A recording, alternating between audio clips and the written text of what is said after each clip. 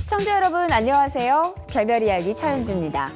인류의 가장 큰 과학적 목표 중에 하나는 지구가 아닌 다른 외계 천체에서 생명체를 찾는 일입니다. 그 첫 번째 목적지로 꼽는 곳은 여러 가지로 지구와 환경이 비슷한 화성이죠.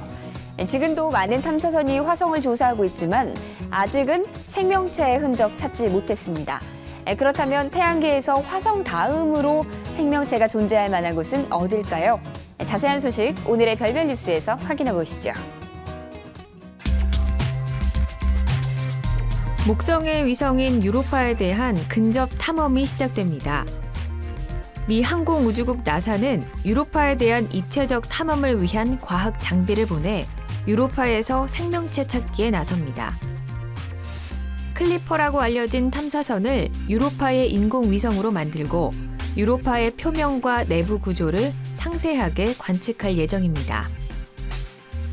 목성의 위성 유로파는 얼음으로 뒤덮여 있으며 두꺼운 얼음 아래에는 거대한 바다가 존재할 것으로 분석돼 그 속에 생명체가 살 수 있을 것으로 우주 과학자들은 추정하고 있습니다. 화성 다음으로 생명체가 존재할 만한 곳으로 많은 과학자들은 아마도 목성의 위성 유로파를 꼽을 겁니다. 최근 미 항공우주국 나사는 유로파에 대한 탐사 계획을 발표하기도 했는데요. 오늘도 이태영 교수님과 함께 자세한 이야기 들어보겠습니다. 네, 교수님 안녕하세요. 네, 안녕하십니까. 네, 일단 유로파는 어떤 천체인지부터 설명해 주시죠. 네, 목성의 4대 위성이라고 있습니다. 네. 소형 망원경으로도 볼 수 있는 커다란 목성의 위성이거든요. 1609년 갈릴레이가 발견한 그런 위성들입니다. 그중에 이제 세 번째 위치한 것이 유로파 위성인데요. 네. 표면이 얼음으로 되어 있을 것이다. 그리고 이제 과거에 갈릴레오 탐사선이 가가지고 거기에 염류를 포함한 바다가 있다 네. 하는 걸 발견을 했고요. 그리고 이제 최근에 그 허블우주 망원경이 거기에 남극 부분에서 수증기를 또 발견하기도 했어요. 그러니까 그 바다에서 뭔가 물이 솟구쳐 오르지 않을 것인가. 그럼 이제 유로파에서 뭔가 생명체가 존재할 가능성이 높게 평가되는 이유가 바로 그 바다라든지 수증기 때문인가요? 그렇죠. 이제 바다가 있으니까. 그래서 이 표면에서는 생명체 살기 어렵지만 네. 바다가 있다는 것은 그 유로파의 얼음 두께가 한 수십 킬로, 거의 100킬로 가까이 되거든요. 그 얼음 속에 녹아있는 액체 상태의 바다가 있다. 네. 거기에 이제 또 염류도, 그러니까 소금기를 좀 갖고 있는 것 같다. 그럼 거기에 지구와 같은 생명체가 있지 않겠느냐. 물론 이 생명체라는 것이 뭐 지구 생각하듯이 물고기에 살고 이런 건 아니겠지만 아주 미세한 미생물이라도 살고 있지 않겠는가. 그거에 대해서 가능성이 높게 보고 있는 거고, 그래서 나사가 이번에 이제 발표한 게 이 생명체 근원을 탐사하는 거기에 유로파를 굉장히 중요한 후보지로 보고 있다. 네. 그래서 2020년경에 이 유로파 탐사선, 유로파 클리퍼라고 하는 걸 보내겠다. 그런 걸 발표한 거거든요. 네, 그럼 유로파 클리퍼는 화성 탐사 로봇이죠. 큐리오시티처럼 화성에 직접 표면에 착륙해서 탐사를 하는 건가요? 그건 아닙니다. 이제 이 얼음이기 때문에 착륙하기는 어렵고요. 네. 물론 나중에 생명체가 확인되고 한다면 이제 착륙선을 보내긴 하겠지만 현재 상태에서는 이 유로파를 도는 거예요. 위성의 또 다른 위성이 되는 거죠. 인공위성이. 네. 그래서 가까이는 한 뭐 25km까지 가까이 접근하기도 하고 네. 좀 멀면 한 2,700km. 그러니까 굉장히 가까워졌다 멀어졌다 하면서 25km면 굉장히 가까운 거잖아요. 네. 그러니까 가까이 우리 뭐 정말 제트기가 날고 있는 보다 조금 높은 곳이거든요. 그 정도에서 표면을 갖다가 한 50m 정도의 해상도를 가지고 자세하게 표면 지도도 찍을 거고요. 네. 이번에 이제 탐사하는 장비들의 목록도 발표가 됐어요. 과학자들이 이제 제안을 했던 것들인데 가장 중요한 게 일단 바다를 탐사하는 거겠죠. 네. 바다에 생명체가 있느냐 없느냐. 그럼 바닷속으로 직접 내려가 봐야 될 것 아니죠. 같은데. 이제 이 여러 적외선이라든가 여러 가지 사진을 찍어가지고 분석하는 거거든요. 또 간헐천이도 있죠. 그렇죠. 간헐천이 있을 거라고 생각하고 있기 때문에 네. 간헐천의 존재, 이건 뭐냐면 온도가 틀릴 거 아니에요. 네. 그래서 적외선 같은 열 감지 카메라를 이용해가지고 전체적인 그 열 분포를 한번 볼 거고요. 그러면서 거기서 뭔가 이 수증기라든가 뭐 입자들이 이 솟구쳐 오르면 분석할 수 있으니까 이 유로파의 희박한 대기, 또 대기에 있는 입자들을 분석하는 그런 장비들, 그다음에 이제 그 자기장을 또 분석하는 장비가 있는데요. 이 바닷물이 있다라고 한다면 그 성분에 따라서 이 자기장이 조금씩 바뀌긴 하거든요. 그래서 네. 이 자기장을 탐색하는 거, 그다음에 그 바닷물 속에 무엇이 있겠느냐, 그 바닷물 속의 상태를 볼 수 있는, 파악할 수 있는 이런 장비들. 그래서 뭐 일반적인 가시광선부터 적외선, 자외선 뭐 여러 가지 탐사 장비를 구비해가지고 자세하게 보겠다는 거죠. 만약에 여기서 뭔가 가능성이 있다라고 한다면 그 다음에는 이제 결국은 나사에서 착륙선을 보내겠죠. 근데 간헐천이 없다라고 한다면 굉장히 힘들어져요. 네. 간헐천이 없다라고 한다면 바다에 이 얼음 두께가 거의 100km 가까이 되기 때문에 그거 뚫고서 볼 수는 없을 거 아니에요. 그렇죠. 그런데 이제 간헐천이 있다는 건 뭐냐면 밑에서 녹아 있는 것이 이제 수증기 형태로 솟구쳐 오른다는 거거든요.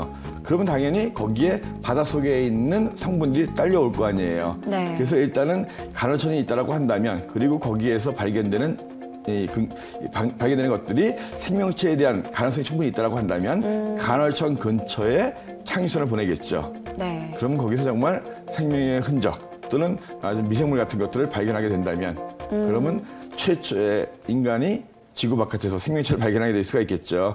화성이 가능성이 굉장히 높다고 했지만 아직도 화성에서는 생명체의 확실한 증거가 발견되지 않았거든요. 네, 그렇군요.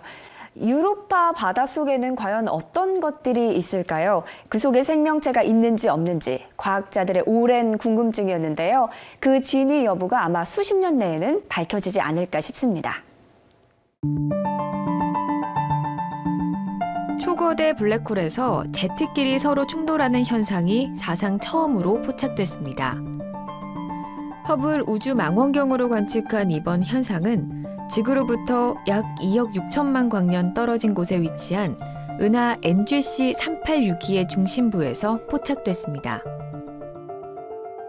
모든 것을 집어삼킨다는 블랙홀이 왜 제트를 뿜어내는지, 또한 그 구성물질이 정확히 어떻게 되는지는 아직 명확하게 밝혀지진 않았지만 에너지가 강한 X선과 에너지가 약한 X선의 강도 비율에 밀접한 연관이 있다고 추측되고 있습니다. 블랙홀은 대중들에게 가장 유명한 흥미있는 천체일 겁니다. 블랙홀은 무엇이든지 빨아들이는 것으로 알려져 있는데요.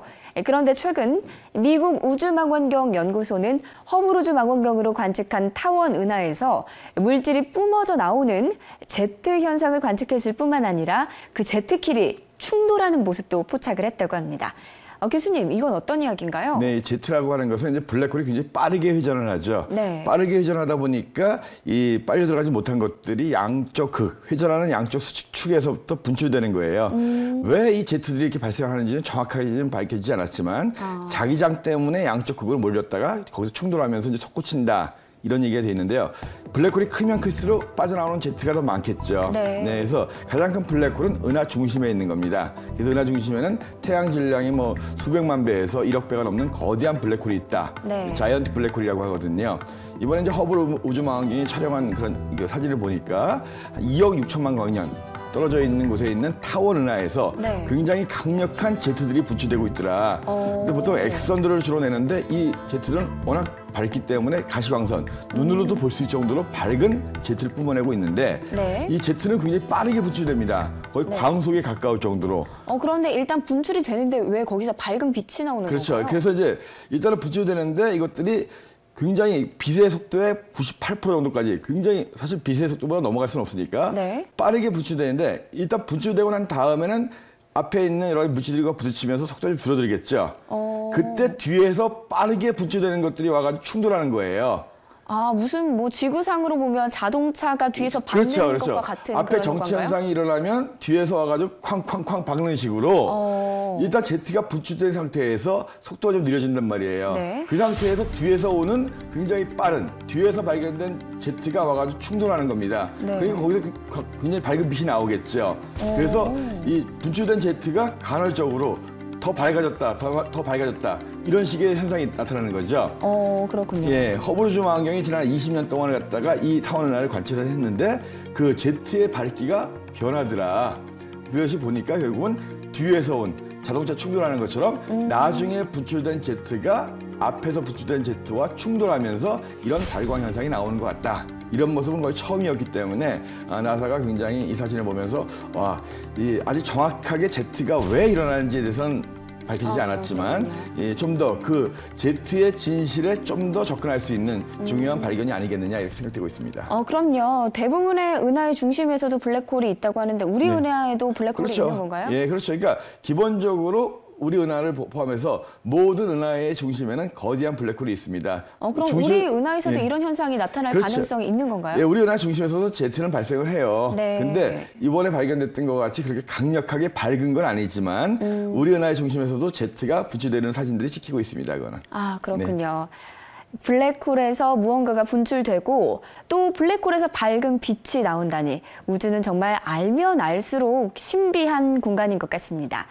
네, 별별 뉴스 다음 시간에 전해드릴 새로운 소식도 기대해 주세요. 지구가 탄생한 이후 지금까지 수십억 년을 지구를 돌며 함께한 영원한 동반자 달. 달은 과학뿐만 아니라 문화와 예술 등 다양한 분야에 영향을 미쳐왔습니다.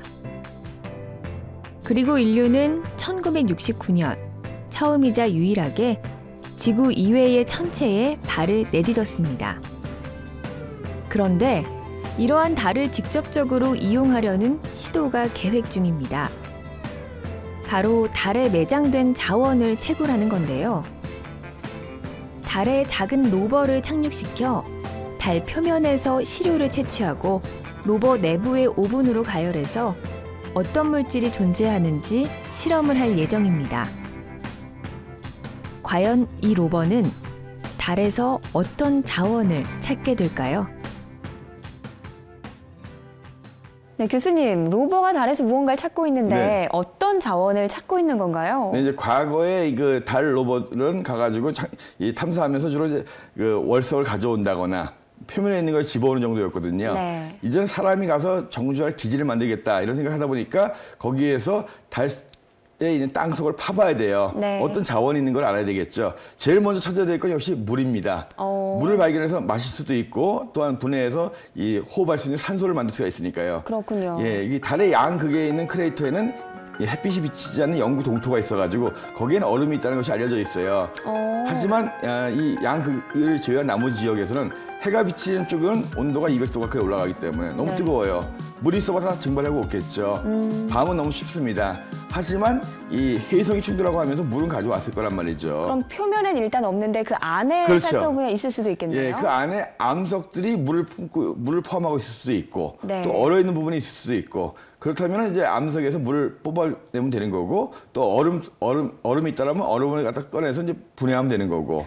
그럼 일단 물을 찾아내면 그곳에 유인 탐사할 가능성도 더 이제 그렇죠. 높아지는 그러니까 유인 거네요. 탐사는 분명히 하긴 할 건데 네. 일단 물을 찾고 그 다음에 이제 거기에 여러 가지 뭐 포함되어 있는 뭐 여러 가지 뭐 암모니아라든가 메탄이라든가 이런 기체 성분 포함해서 금속이라든가 광물들도 탐사를 해야 되겠죠. 그래서 결국은 사람이 가가지고 기지를 만들 때 거기 있는 재료를 가지고 집도 져야 돼요. 네. 그래서 이번에 나사 같은 경우에서는 이 달에 있는 재료를 이용해서 3D 프린팅을 해가지고 거기서 건축 자재도 만들고 그걸로 네. 기지를 만드는 이런 공모전도 하고 있어요. 그렇군요. 그래서 결국은 일단은 달에 있는 자원을 탐사한다는 것이 이제 시작인 거죠. 그래서 결국은 가서 거기 있는 재료를 가지고 기지도 만들고 사람도 가고 그러다가 그 다음에는 또 중요한 것이 뭐냐면 달에 있는 자원을 지구로 가져오는 것이 되겠죠. 달 표면에 이제 알려준 바에 의하면 핵융합 원료라고 하는 헬륨-3가 굉장히 많을 것이다. 네. 그걸 가져오면 지구의 핵융합 발전할 수가 있는 것도 되고 또 지구에는 웬만한 광물들 그중에서 이제 화석 연료를 제외한 석유라든가 석탄은 있을 수 없겠죠. 그건 생명체에서 온 거니까 그걸 제외한 예를 들어서 뭐 철이라든가 지구에서 많지 않은 히토류 같은 거 네네. 그 다음에 뭐 금 같은 거 다 달에 있을 수 있거든요. 그런 걸 이 채굴하는 그런 단계도 머지않아 오겠죠. 그럼요. 이 달 외에도 자원 채취 로버를 계획하고 있는 곳이 있나요? 네, 소행성 같은 경우도 계획이 되고 있습니다. 그래서 먼저 이제 이 소행성 중에서 큰 거 말고 너무 멀리 가야 되니까 지구 근처에 오는 자그마한 소행성들을 일단은 잡아가지고 달 근처로 가져올 계획을 하고 있어요. 네. 일단은 지름이 한 10m 정도 되는 10m 정도 되고 무게가 한 500톤 정도 되는 것들을 갖다가 잡아서 끌고 오겠다는 거예요. 그래서 이 오리온 우주선이 이제 개발되고 있는데 역시 2020년대 초에 될 겁니다.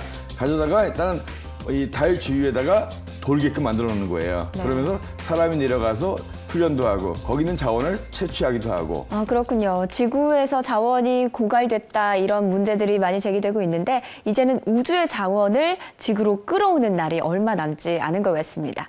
신기하고 재미있는 영상으로 찾아오는 와우 천문 영상, 또 다음 시간에는 어떤 영상이 우리를 찾아올지 기대해 주세요.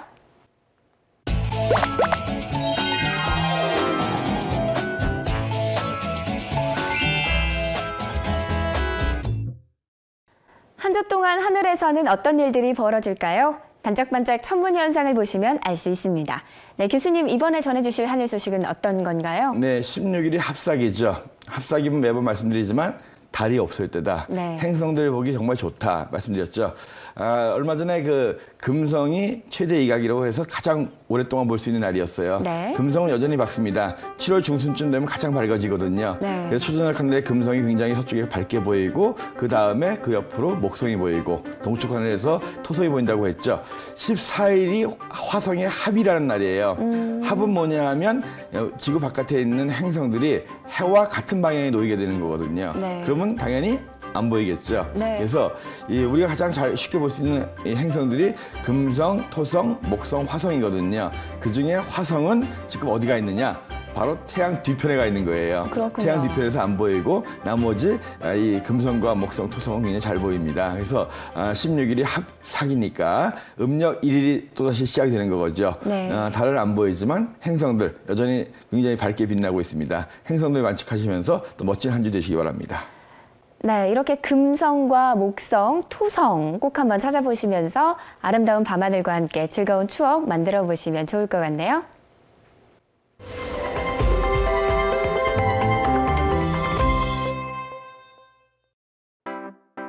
별별 이야기 오늘 준비한 소식은 여기까지입니다. 즐거운 시간 되셨나요?